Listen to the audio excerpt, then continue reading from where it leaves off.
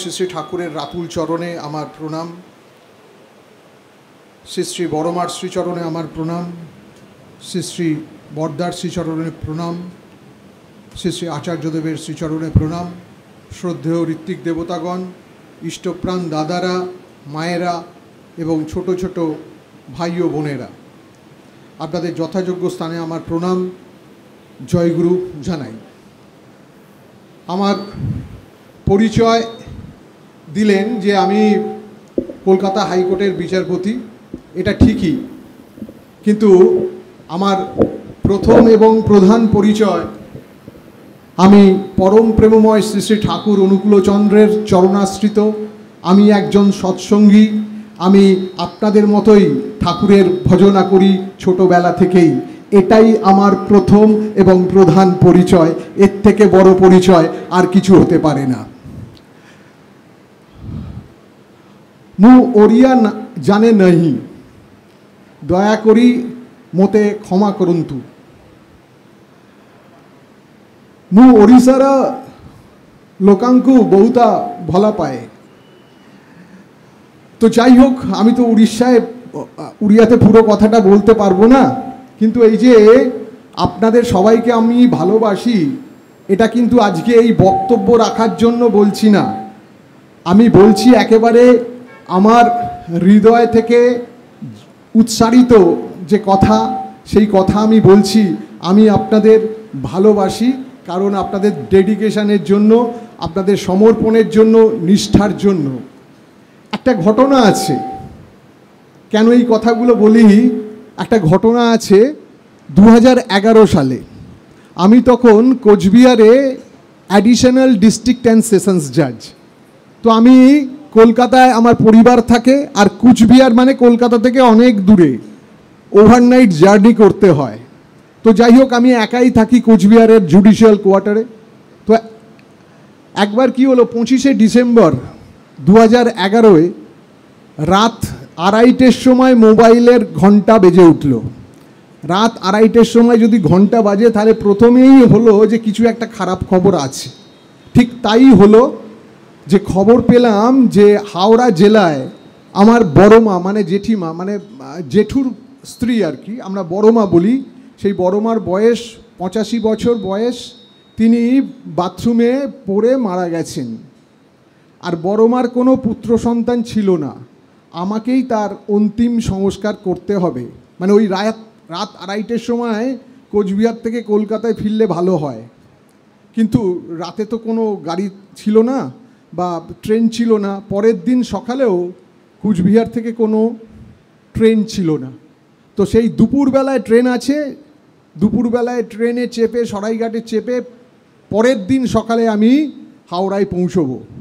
তো কিভাবে ওই দেহ সংরক্ষণ হবে, কিভাবে আত্মীয়দের খবর দেবো, কিভাবে রাখবো, সমস্ত চিন্তা করতে করতে, ফোন করতে করতে রাত ভোর হয়ে গেল। সকালবেলায় আমার এক গুরু ভাই ডক্টর গৌরাঙ্গ বিশ্বাস প্রফেসর, ও আমাকে মাঝে মাঝে থানকুনি পাতা দিতে আসতো। তো সেদিনও এসেছে, এসে বলছে যে আরে আপনার চেহারা এমন কেন, কিছু হয়েছে নাকি?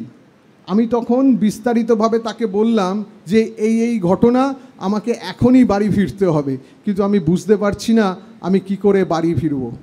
বলছে দাঁড়ান দেখছি, বলে ফোন টোন করলো। ফোন টোন করে আমাকে বললেন যে আপনি এবার বেরিয়ে পড়ুন, আপনার সব ব্যবস্থা হয়ে গেছে। তো আমি একটা গাড়ি নিয়ে 3.5 ঘন্টা জার্নি করে বাগডোগরা এয়ারপোর্টে এসে পৌঁছলাম। দেখলাম এক গুরু ভাই, যার নাম রমেশ সাহু, যার সঙ্গে আমার কোনো দিন দেখা হয়নি, যার সঙ্গে আমার কোনো দিন ফোনে কথা হয়নি, সেই যার সঙ্গে আমার পরিচয় ছিল না, সেই রমেশ সাহুদা নিজের পকেট থেকে 7,500 টাকার টিকিট কেটে আমার জন্য বাইরে অপেক্ষা করছেন। আর আমি সেই টিকিটটা নিয়ে, টাকাটা দিয়ে, জয়গুরু বলে বিমানে উঠে 35 মিনিটের মধ্যে কলকাতায় নেমে পড়লাম।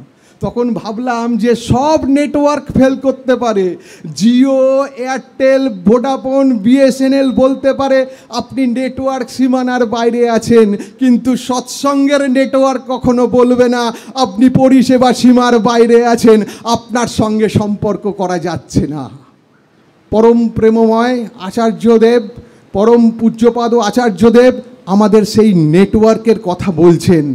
যে আমি দেখি যে কেউ হয়তো চাকরি পেয়েছে, দূরে চলে যাবে মুম্বাই, কেউ হয়তো চলে যাবে দিল্লি, বা কেউ হয়তো আমেরিকায় পড়তে যাচ্ছে, কীরকম যেন একটা উদ্বিগ্ন, এই বলে দে তো মুম্বাইয়ে আমাদের কে আছে, এই আমেরিকায় কে আছে বলে দে। যেমন বাবা যেমন চিন্তিত থাকে, দাদা যেমন চিন্তিত থাকে, তাদের ছেলে মেয়ে বা ভাই বোন যদি যাচ্ছে সবার সঙ্গে একটা যোগাযোগ করিয়ে দিতে চাইছেন, যেন এই নেটওয়ার্কের মধ্যে থাকে, আর তারা যেন এই নেটওয়ার্কের মধ্যে থেকে কোনো অসুবিধের মধ্যে যেন না পড়ে। আচার্যদেবের সঙ্গ ছাড়া আমাদের জীবন এখন অচল হয়ে গেছে।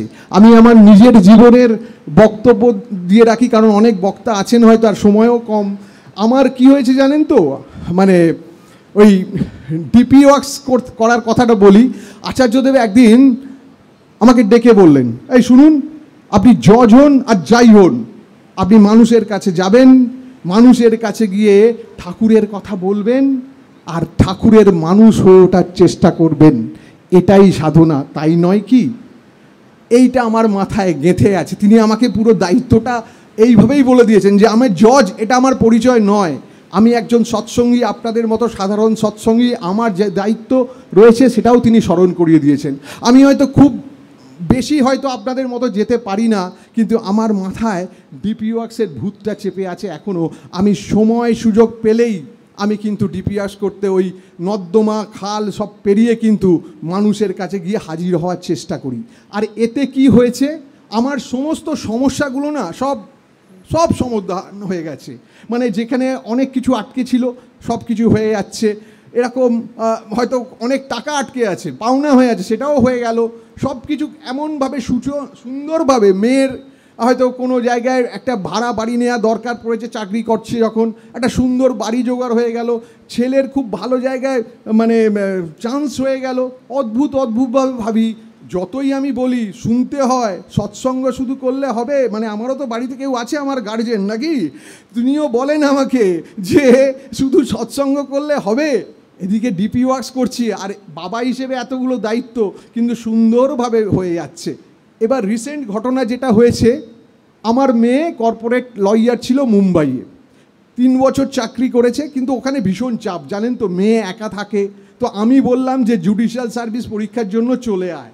যারা এখানে লয়ার আছেন তারা জানেন যে কিছু পরিবর্তন এসেছে। তো যাই হোক, ও বাড়িতে এসে প্রিপারেশন শুরু করেছে।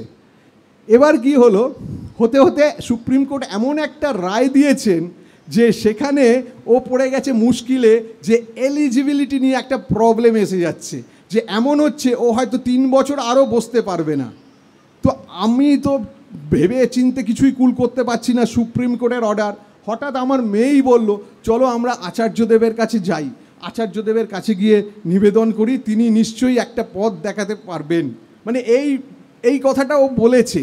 আর আমি যেই এই কথাটা শুনেছি ওর মুখ থেকে, সঙ্গে সঙ্গে মানে এখন তো বিমান হয়ে গেছে, এয়ারপোর্টে আমরা নেবে, মানে একদিনের জন্য গেছি। আমি গিয়ে ভাবছি, ও তো এরকম বললো, আমিও নিয়ে যাচ্ছি, কিন্তু আচার্যদেব কি সময় দিতে পারবেন, বা আচার্যদেবকে ও ঠিক কি বোঝাতে পারবে? তো এইরকম ভাবতে ভাবতে চিন্তা করতে করতে গেলাম, গিয়ে তার সঙ্গে সমস্ত বললাম। তিনি সমস্তটা শুনে বললেন, আর একটা কথা, ইতিমধ্যে আবার একটা খুব বড় মাইনের একটা প্রলোভন ওর সামনে এসে গেছে, ওকে দিল্লিতে চাকরিটা পেয়ে যাবে, প্রচুর টাকার প্রলোভন ওর সামনে আছে। তো আচার্যদেবকে বললাম যে, আমরা বললাম পরিবারের সবাই গিয়ে, যে কি করবে এখন, এই চাকরিতে চলে যাবে না এই চাকরি প্রিপারেশন নিচ্ছে সেই রকম করবে, কিন্তু কবে এই যে পরীক্ষাটা হবে তার কোনো আমরা দিশা দেখতে পাচ্ছি না। তো তিনি সব শুনে বললেন যে এই প্রলোভনটা ত্যাগ করে তুমি যেমন প্রিপারেশনটা নিচ্ছ নাও। সেইটা শুনে ও খুব, আর তারপরে ওর সঙ্গে 15 মিনিট কথা বলেছে। তারপরের দিন যখন মানে আবার প্রণাম করে অনুমতি নিয়ে আসছে, সেখানে আবার মিনিট 20 ওর সঙ্গে কথা বলেছেন, যে আমার যে প্রথম ধারণা ছিল যে কতটা বলতে পারবে না পারবে, মানে একেবারে মানে পূর্ণ হয়ে গেছে। এবং আমার মেয়েও আচার্যদেবের মানে কি বলবো, একটু সামান্য এতে বলি যে একটু ফ্যান হয়ে গেছে আর কি। তো এমন এত সুন্দর সুন্দর কথা বলেছে, সেটা ওর খুব ভালো লেগেছে।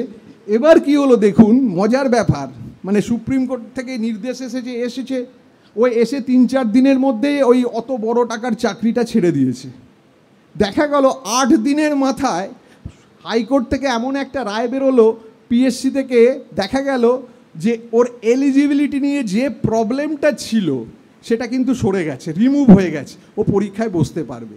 তো আমি দেখলাম যে আচার্যদেবের কাছে যাওয়া ছাড়া কিছু নেই। আমি শুরু করেছিলাম এইভাবে যে আপনি তো বাবাকে বাঁচিয়েছেন, এবার মেয়েকে উদ্ধার করুন বলে দেখিয়ে দিয়েছিলাম। তো আচার্যদেব বললেন যে কি হয়েছে বলে সমস্ত ঘটনা শুনেছি।